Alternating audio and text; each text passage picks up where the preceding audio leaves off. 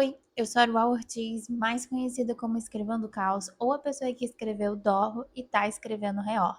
E hoje eu tô aqui para falar sobre como eu organizo minha escrita, a escrita dos meus livros. No vídeo anterior postado aqui no canal, eu mostrei um unboxing do meu caderno criativo da Cícero, que é um A6. E ele tem uma estrutura meio de fichário, então eu vou dar um zoom aí para vocês apreciarem essa beleza, porque eu sou uma pessoa que costuma muito utilizar caderno inteligente, sistema de discos, sistemas que geralmente me permitem trocar página, a ordem das páginas, inserir páginas, e vocês vão ver que nesse vídeo aqui isso vai ser bastante útil para mim pessoalmente.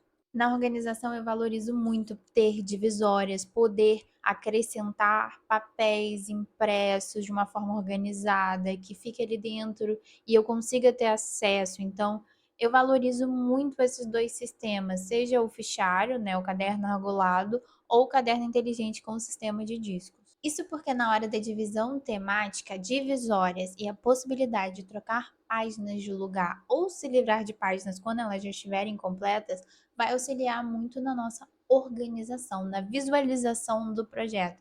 Porque escrever um livro, principalmente um livro grande, né, como é o que eu estou escrevendo agora, que atualmente conta com 400 páginas, são muitas informações que vão ser veiculadas e que você tem que organizar e manter claras todo o tempo. Então, se você está tratando de um projeto criativo que é extenso, essa possibilidade de você organizar por temática, essa possibilidade de você se livrar das páginas quando elas não fazem mais sentido, é realmente reconfortante e ajuda a gente a desembaraçar a ideia que está na nossa cabeça. Agora vamos adentrar o meu caderno, como eu organizo ele e como eu utilizo ele. A primeira divisória, ela é sobre inspirações. Às vezes eu tenho ideias, às vezes eu imagino, vejo um personagem falando algo muito emblemático, mas eu ainda não sei onde essa ideia vai se inserir. Essa é uma ideia que tá legal, mas ela não tem um contexto ainda. Então ela é uma parte muito volátil, ela é uma parte de inspirações que eu posso consultar quando eu precisar. Por exemplo, às vezes eu posso estar ali dentro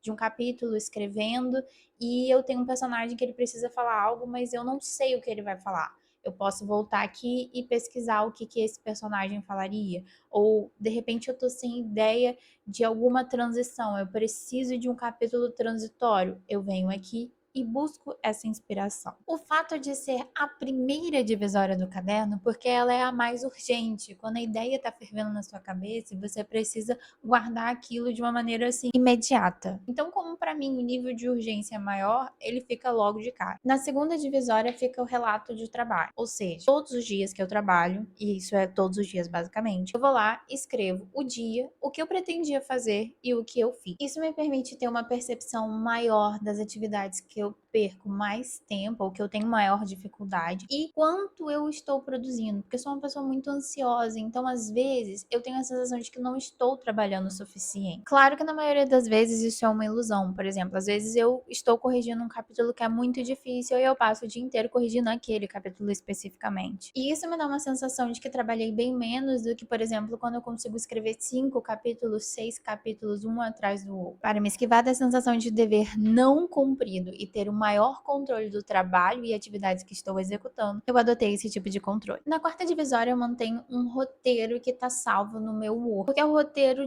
da sequenciação dos capítulos da história que eu estou construindo. Então, é um tipo de documento que vai mudando o tempo todo. E para eu ter uma facilidade maior de trocar esses documentos, essas informações, eu tenho ele online e depois eu só imprimo quando eu faço as alterações. Então, se torna algo visível que me ajuda muito a voltar e encontrar exatamente o que eu tô procurando, analisar falhas no enredo, analisar falhas, né, narrativa, falhas de continuidade e ajudar a gente a estruturar isso que é um esqueleto, né? Esse roteiro aí, ele é um esqueleto de uma história que está se encorpando, né? Que está ganhando substância. Então ela é uma coisa muito mutável, por isso que eu tenho um documento ali no computador e quando eu preciso eu imprimo esse documento. Vejam aí que eu imprimi só a frente, tá? Essa aí é uma folha 4 perfeitamente cortada, eu vou mostrar para vocês aí como que funciona. Mas eu sou uma pessoa que faço muita anotação, então eu vou marcar tudo isso aí porque eu tô prestes a fazer uma releitura.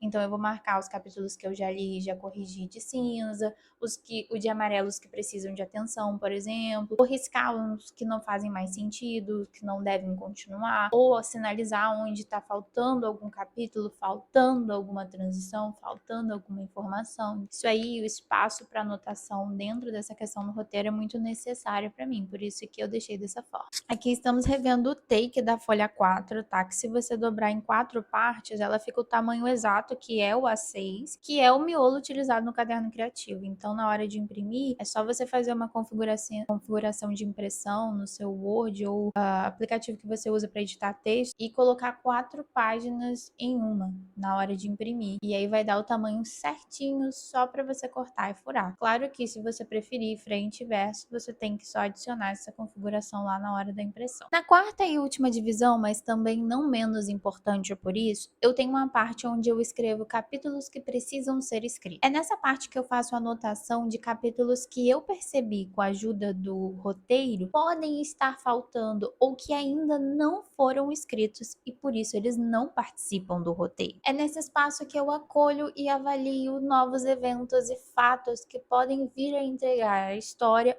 ou salvar a história de algum percurso que não esteja explicado o suficiente, ou uma sequenciação de acontecimentos que talvez não esteja bem estruturado. Nessa parte, eu também me utilizo lá das inspirações. Essas inspirações muitas vezes podem vir a se tornar capítulos, eventos e fatos extremamente necessários para a história. Essa parte é extremamente necessária porque é aqui que eu organizo os próximos passos que eu preciso dar na história. Ou seja, eu tô aqui analisando o roteiro, percebo que tem um capítulo que está transicionando para o outro, mas que na verdade não existe transição nenhuma. Tá muito sem contexto. E aí eu percebo que ali precisa entrar um capítulo que explique alguma coisa. Então eu vou lá e escrevo. Ou de repente eu percebo que faltou algo, algum evento que já foi mencionado na história, mas que eu preciso adicionar de maneira mais clara. Então eu anoto aqui, por exemplo, preciso escrever o capítulo tal que explique tal coisa. E esse é o meu próximo passo.